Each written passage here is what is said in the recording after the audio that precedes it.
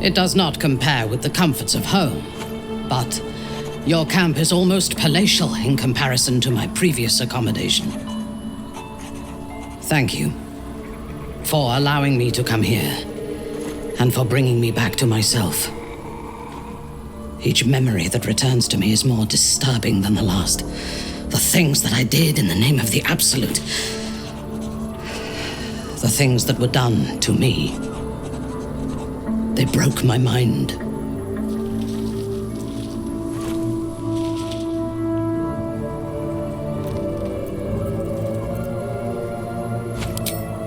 Strength will not save us from an enemy that can dominate our will.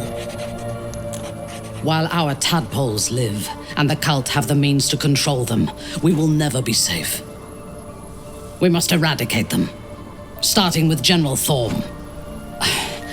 I mean Ketheric. My deference to him is a habit that will die hard, I fear. All that live can die. I can help you plot Ketheric's demise, but I need something from you first. Swear that you will keep me close. Until the Absolute is dead, at least.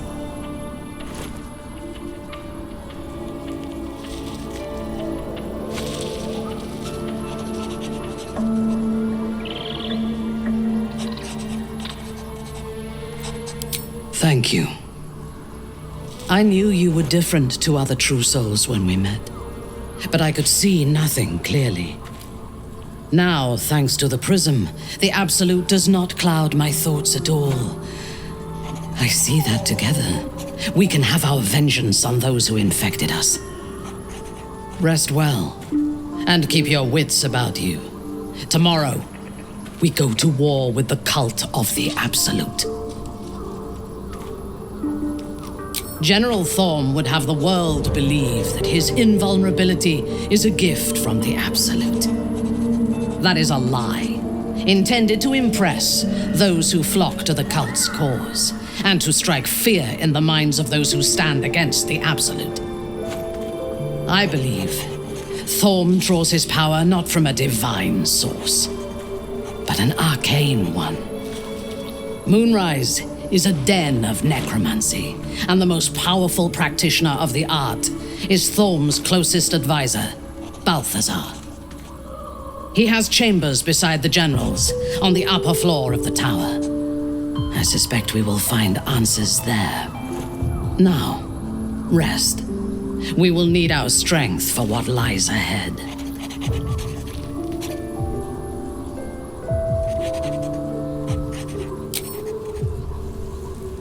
You wish to consult me?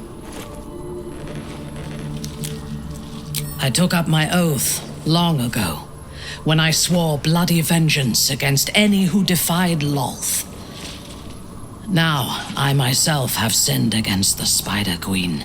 Though my faith is shattered, my oath endures. I am sworn to destroy all those who serve the Absolute.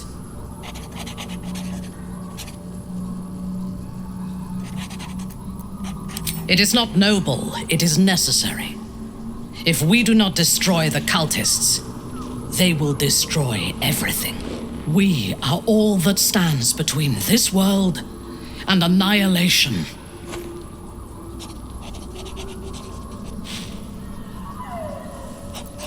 A disparate collection of vagabonds and strays. Did you have anyone particular in mind?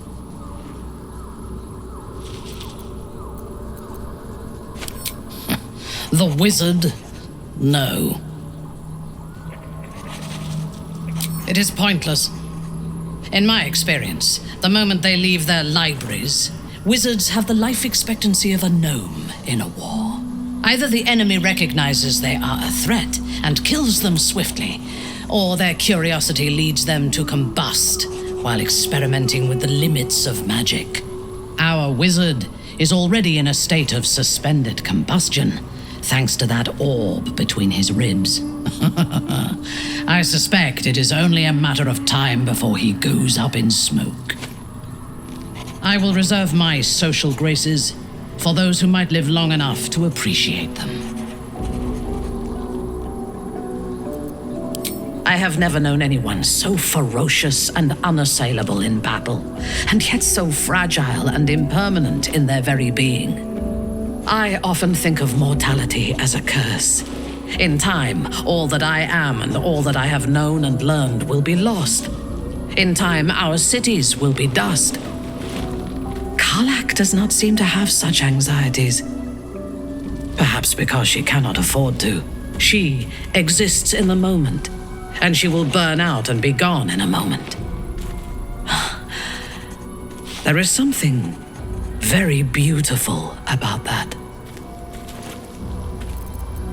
He is exceedingly self-righteous. Amusing, considering he bound himself to a devil.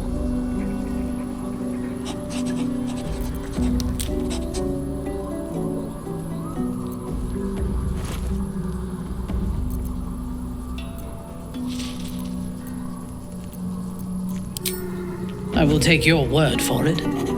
I only care that he is a good soldier, and he has not disappointed me on that front. I would rather be allied with a warlock than the spoiled son of a noble who has more experience with diplomats than devils. I have encountered few Githyanki in my life. Those that I did were raiders. They croaked out pleas for mercy in their alien tongue as they died. Meeting Lae'zel makes me wish I knew more of their culture.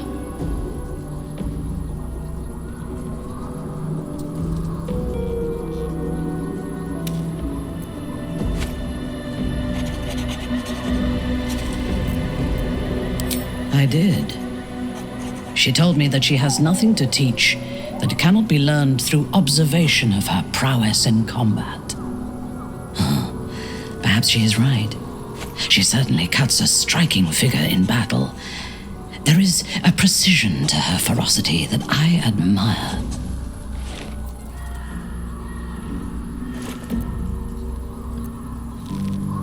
To one who only sees the surface of things, perhaps.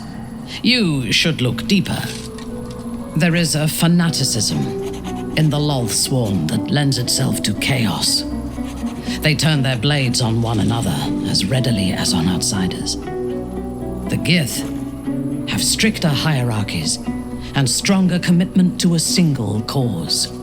Some, like Lae'zel, question that cause. But even so, she retains the discipline of her training. He's been deprived of freedom and strong blood for so long that he is addicted to both. While those addictions have their hold on him, he is still a slave.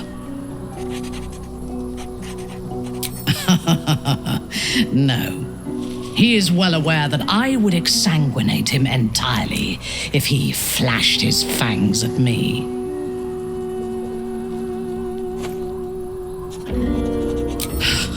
Free. What purpose does he have that does not involve his master? He fears him, he hates him, he dreams of him, and he will either kill him or die trying. Astarion is no more free of Cazador than you or I are free of our tadpoles. He will only be free when Cazador is dead, and that is as it should be.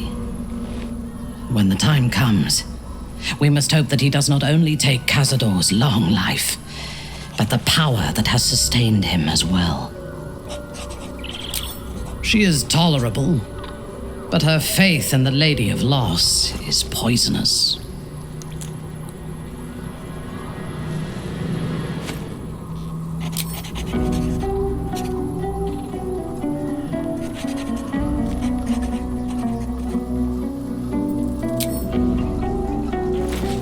You wish to consult me? I was the Absolute's dagger. I remember every throat that it held me to, and every drop of blood it forced me to spill. I take no responsibility for the lives I took. I did nothing in the Absolute's name. I was merely a weapon that it wielded.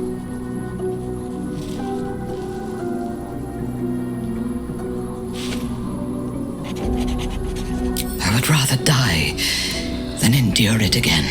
The tadpole, the absolute. They work together like a drug. I did not feel I was compelled to act against my will. I felt ecstatic to serve. Every action seemed a deliberate choice. The best choice, even though I could no more have resisted its commands than flesh can resist decay. Even rational minds like ours cannot reject such a powerful influence. The absolute can make the impossible seem inevitable. I fought at his side once, shortly after my conversion. Before the battle, he was everything a general should be. A charismatic leader with a brilliant strategic mind. And when the fighting began, he led his troops from the front and cut through the enemy like a scythe through stalks.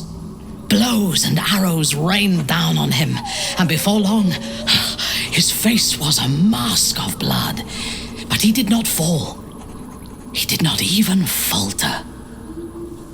When we won the day, Ketheric's armor was bent and shattered, but his flesh was unmarked. No, we need to hit him smarter. This battle, like most, will be won or lost before the fighting begins. The necromancer Balthazar is Ketheric's chief advisor. One who has mastery over the dead may well be able to help the living cheated. We should ransack his chambers and see what secrets he keeps for the great general. You wish to consult me? What's up for discussion? Ah, my good fellow. Quite the cozy setup you have here. I'll just make myself comfortable. Thank you so much.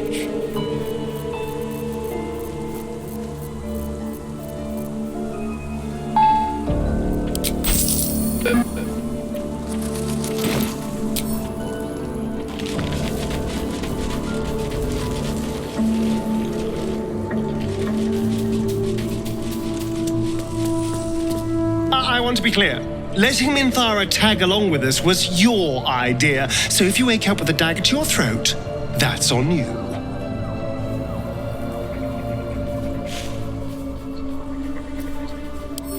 Excuse me. I'm sorry for looking out for our collective hides, but fine. Take her if you wish.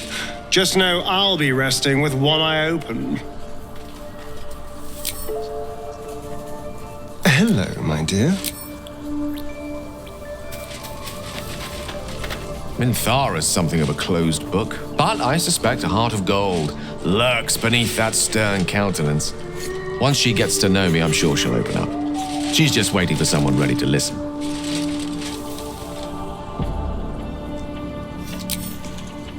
Tell me, what can I...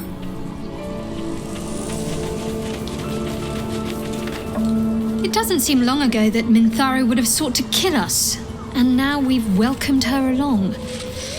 We're nothing if not magnanimous. Fine. What's on your mind?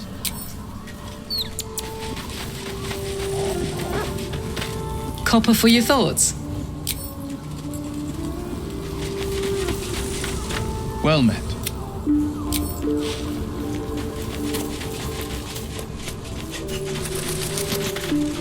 The drow is unpredictable, uncompromising. I respect her almost as much as I distrust her.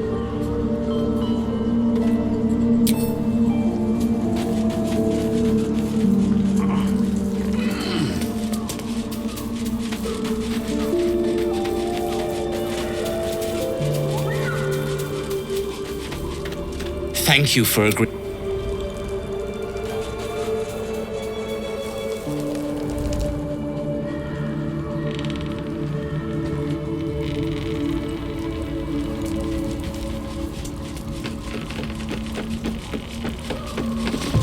You wish to speak?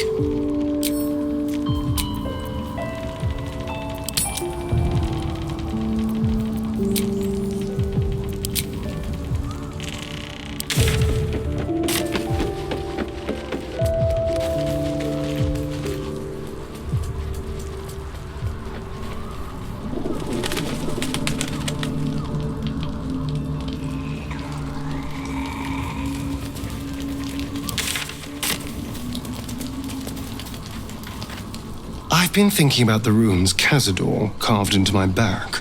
I don't know much about Infernal, but I know anything written in Devil script is going to be bad news. I'm afraid that through those ruins, somehow, Cazador might still be able to dominate me.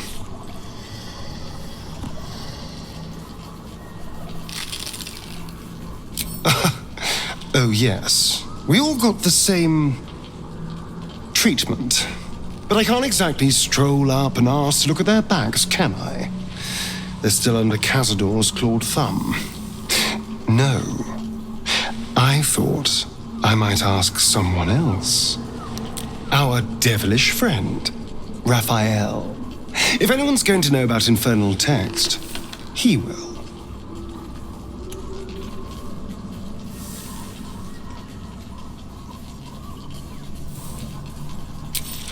My friend? I'd never dream of it. Unfortunately, he comes and goes in his own schedule, so we'll just have to look out for any sulphurous odors or the sound of questionable poetry. Meanwhile, I think I'll spend some time studying the art of infernal negotiations. Hello, my dear. It's not a plan yet. More a feeling. Just an itch at the back of my mind. But I know I'm missing something. Whatever Cazador did to me, it was more than his usual sadism. It had purpose. Once I know what that purpose was, maybe a plan will present itself. But for now, I just need to scratch this itch.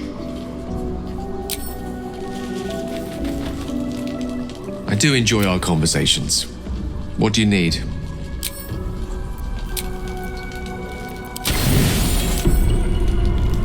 Would you look at this place? Such a pastoral escape. Free of predators, annoyances, obligations. One, accepted of course. We made a bargain, sweet stuff, and I've come to collect.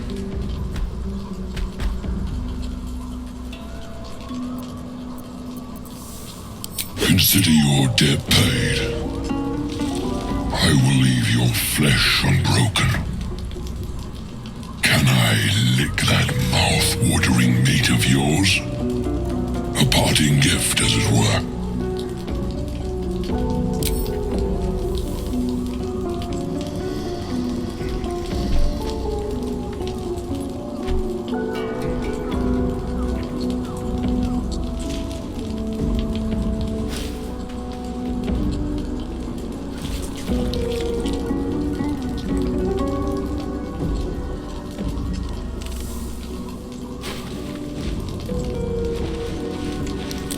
Consider me satisfied.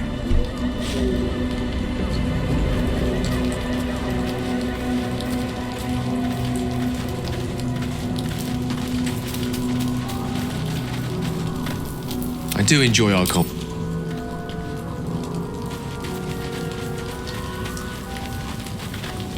Copper for your thoughts.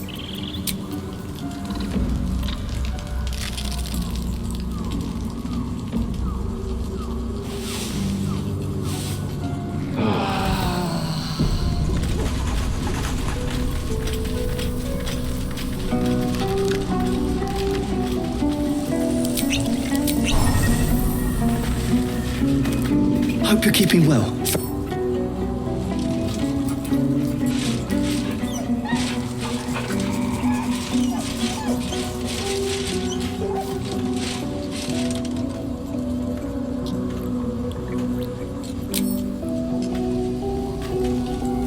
You smell very delicious, but I will not bite you.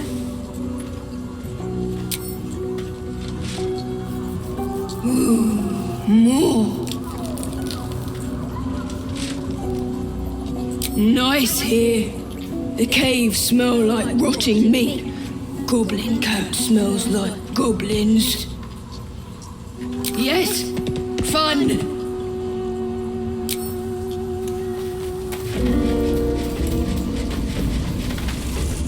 I do enjoy our...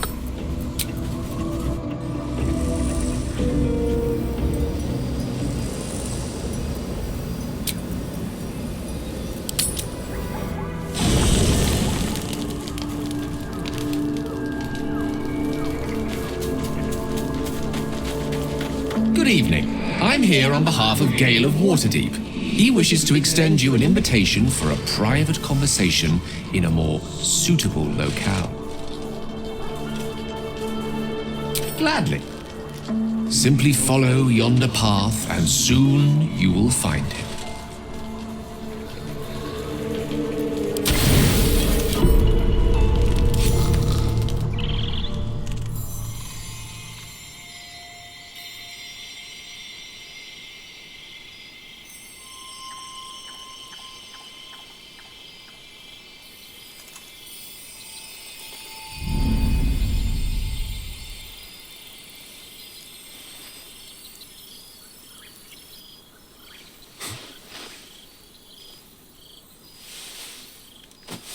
I love this time of night. There's an almost reverent silence that accompanies the peak of darkness, when you'd almost believe the dawn will never break. The cradle of eternity. The timelessness of lovers. That most beautiful of fantasies.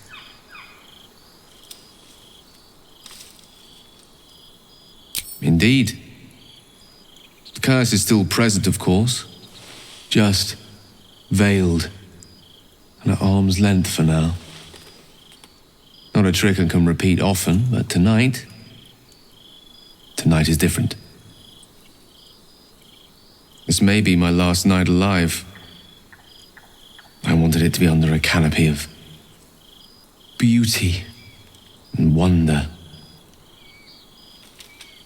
And with company to match. I thought this place might bring me peace. I thought it might make the weight of what I must do feel a little lighter. But I'm not so sure.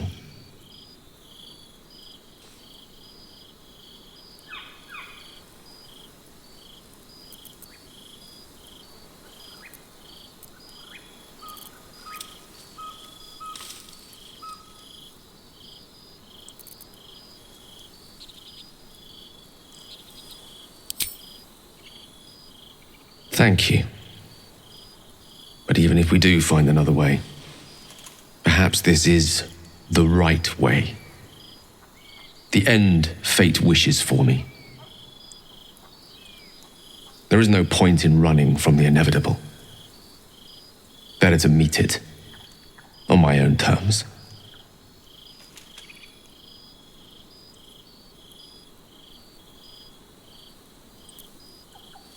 One moment with you could sate me for a lifetime and prize the fear from my heart. I'm so very glad you came to share this with me. I know this is all unreal, but I created it for you. You must know that you're very special to me. If things were different, if we were home, I'd have taken time to do things properly, to say it all better. But time is short. I'm in love with you.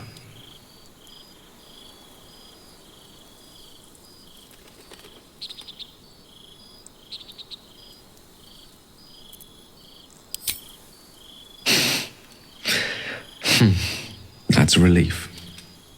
It would be a shame to spend my final hours making an ass of myself.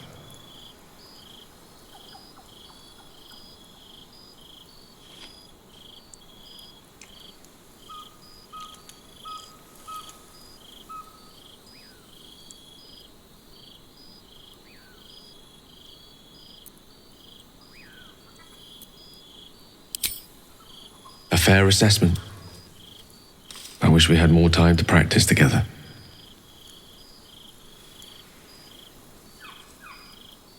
I want it to be perfect. To bond with you in the way the gods do, intertwining our spirits in visions of the weave.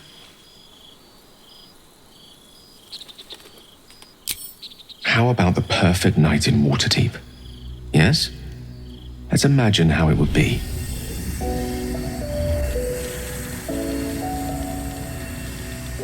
The scene is this. You and I stand in the room that is the center of my universe. Sculptures, the paintings, the walls enlivened by the spines of 1,000 books. The grand piano plays the Lyrian suites all by itself, and as we look out beyond the arches that lead to the terrace, we see the weary sun take its daily dive into the sea.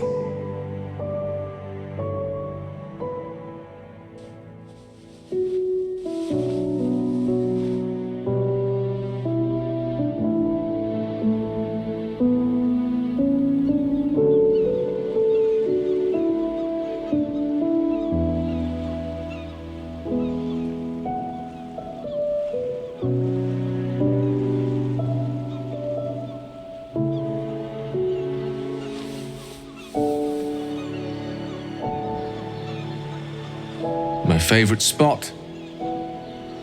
Many times, evening turned to night and back to daybreak once more while I sat here, lost in words.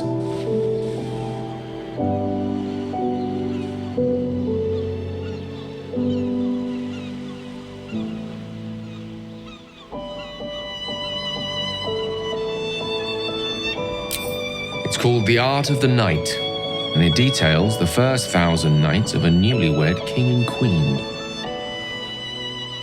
They turned everything they did into an art. The art of conversation, the art of taste, time-honored and newly acquired. The art of the body, the exploration and acceptance of the self and the other. The art of the night itself. They say we take a page from their book.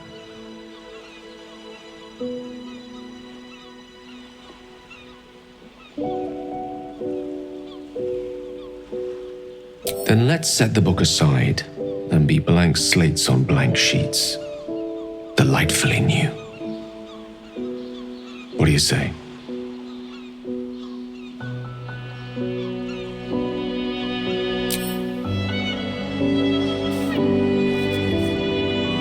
The stars will be our bed. Come here.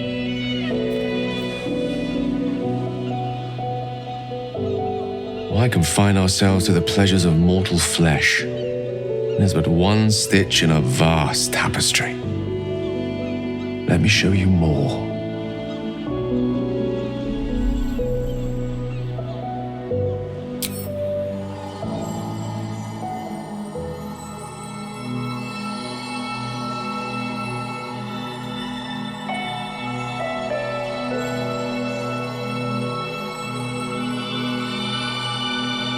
When you wake, it will be back at our camp, back in our small, dirty, bloody patch of existence. But stay with me now. There are endless worlds out there, countless ways to declare love, infinite ways to express it. Too much for one night.